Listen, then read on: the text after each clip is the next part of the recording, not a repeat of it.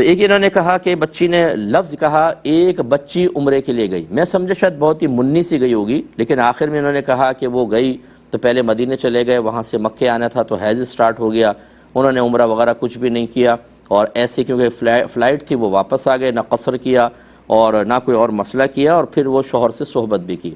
یہاں پہ جب وہ پہنچی تو مجھے پتہ چلا کہ وہ منی نہیں تھی، بچی نہیں تھی، بلکہ وہ بالغہ تھی، بلکہ شادی شدہ لڑکی تھی۔ تو اب اس کا حکم شرع کیا ہے؟ مسئلہ یہ ہے کہ پہلی بات تو یہ کہ خدا را آپ بچوں کے اندر اور بڑوں کے اندر فرق کرنا سیکھیں۔ جب ایک آدمی بالغ ہو جاتا ہے، بچی جو ہے وہ 9 سال سے لے کے 15 سال کے درمیان بالغ ہو جاتی ہے، یعنی کبھی اس کو احتلام ہو جائے یا اس کو حیض سٹارٹ ہو جائے تو وہ بالغہ ہے، اور اگر 9 سے 15 سال کے درمیان ایسی کوئی معاملہ نہ ہو یا بچی کو بالکل یاد نہ ہو تو 15 سال کے بعد تو بہرحال بلوغت کا حکم ہوتا ہی ہوتا ہے۔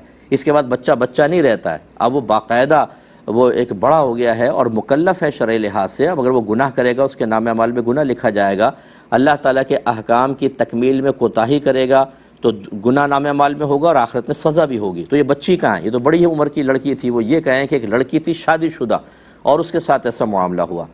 پہلی بات تو یہ کہ ان کو علم دین سیکھنا چاہیے تھا۔ جتنے میرے بہن بھائی کاش ہم مدینے چلے جائیں، کاش ہم عمرہ کر لیں، بھائی ٹھیک ہے، بہت اچھی خواہش ہے، لیکن وہاں جا کر علماء کرام کی تحقیق کے مطابق مکے میں ایک نیکی 1 لاکھ کے برابر ہے، تو گناہ بھی 1 لاکھ کے برابر ہے۔ اعلیٰ حضرت نے یہ لکھا ہے انوار البشارہ میں کہ گناہ بھی 1 لاکھ کے برابر ہے۔ نہ دین سیکھیں گے، نہ عمرے کے احکام سیکھیں گے، نہ حج کے احکام سیکھیں گے، وہاں پہنچ جائیں، اور نہ روحانی تربیت ہوتی ہے، نہ صبر سیکھا، نہ اللہ کی رضا پر راضی رہنا، نہ غصہ برداشت کرنا، یہ کوئی اس کی پریکٹس کی، وہاں جا کے اپنی عبادات برباد کر کے، اور بعض اوقات منوں اس کے حساب سے، ٹنوں کے حساب سے اور پہاڑوں کے برابر گناہ اپنے نام اعمال میں لکھوا کے واپس آتے ہیں۔ اور ان کو جب سمجھائیں کہ آپ پہ دم لازم ہو گیا فلاں، بولتے ہیں اللہ معاف فرمانے والا ہے، کوئی پرواہ نہیں ہے چیز کی۔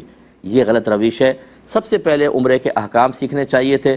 اپنے موبائل کے اندر کسی ایک مفتی صاحب کا 2 مفتی صاحب کے نمبر ہونے چاہیے تھے، یا ارجنٹ کوئی مسئلہ آ جائے اور ہم نے جو کتابوں میں پڑھا، جو ہم نے عمرے کے طریقے سنے، ان کے علاوہ کوئی صورتحال آ جائیں تو فوراً کال کر کے ہم مسئلہ معلوم کریں۔ کوئی تیاری نہیں ہے، میدان جنگ میں کود گئے ہیں، نہ تلواریں ہیں، نہ گنے ہیں، نہ ہتھیار ہے، نہ کوئی پروٹیکشن کا سامان ہے، اور جنگ میں اترنے کے بعد اب کہہ رہے ہیں گولے آ رہے ہیں کیسے بچیں، گولیاں آ رہی ہیں جلدی بتائیے اب کیا کریں ہم لوگ۔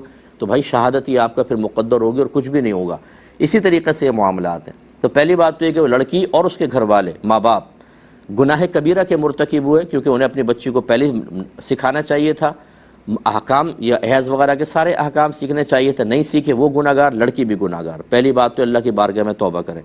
دوسری بات یہ ہے کہ اگر کوئی، ان کو چاہیے یہ تھا اگر وہ اسی حالت میں وہاں پہنچ گئی تھیں اور فلائٹ تھی، وہ اسی حالت میں عمرہ کر لیتی، طواف کرتی اور سب کا عمرہ ہو جاتا ان کا، لیکن چونکہ انہوں نے اس طریقے سے حالت جنابت میں کیا تو دم لازم، یعنی حالت حیض میں کیا، دم دے دیتی، عمرہ بھی ہو جاتا اور دم بھی ہو جاتا۔ اب صورتحال یہ ہوئی کہ ان کو ایک جانور وہاں بھیجنا پڑے گا حرم میں، یعنی بھیجنے سے مراد وہاں کسی کو کہہ دیں کہ بھئی حدود حرم میں ہماری طرف سے ایک جانور بطور دم ذبح کروا دیں، وہ ذبح ہوگا تو یہ احرام کی پابندیوں سے باہر ہو جائیں گے۔ اس سے پہلے جو انہوں نے یہ احرام کی حالت میں تھیں، یاد رکھیں، جب واپس آئیں اور انہوں نے جو کام کیے وہ سب خلاف شرع تھے، تو اب ان کا حساب کریں تو بہت دم بنتے، لیکن ایک دم کم از کم دے دیں تو پھر یہ گویا کہ احرام کی اس سے باہر آ گئیں۔ اب یہ وہی قصر کروائیں، پہلے وہ جانور ذبح ہو جائے، قصر کروائیں، احرام کی حالت سے باہر آ گئیں، اللہ کی بارگاہ میں توبہ کریں، اور پھر کبھی جب بھی موقع ملے اس عمرے کی بعد میں جا کے گویا کہ قضا ادا کرنی ہے، تاکہ بالکل عمرے کے ساتھ یہ بری الذمہ ہو جائیں۔ اور باقی ان تمام معاملات میں جتنا گناہ کبیرہ ہوا اس کا وبال تو ہے، وہ اللہ کی بارگاہ میں توبہ کریں۔ اور جو میں 20 سال سے چیخ چیخ کے کہہ رہا ہوں، ایک دفعہ پھر دائرہ ادب میں رہ کے گزارش کر لیتا ہوں کہ خدا را فرض علوم سیکھیں۔ آپ کو کہیں اور نہیں ملتا، میرا نمبر لے لیں، میں آپ کو فرض علوم کروا دیتا ہوں۔ فرض علوم سیکھیے، خدا را اپنے بچوں کو سکھائیں، ورنہ میدان معاشر میں یہی بچے آپ کا گریبان پکڑیں گے۔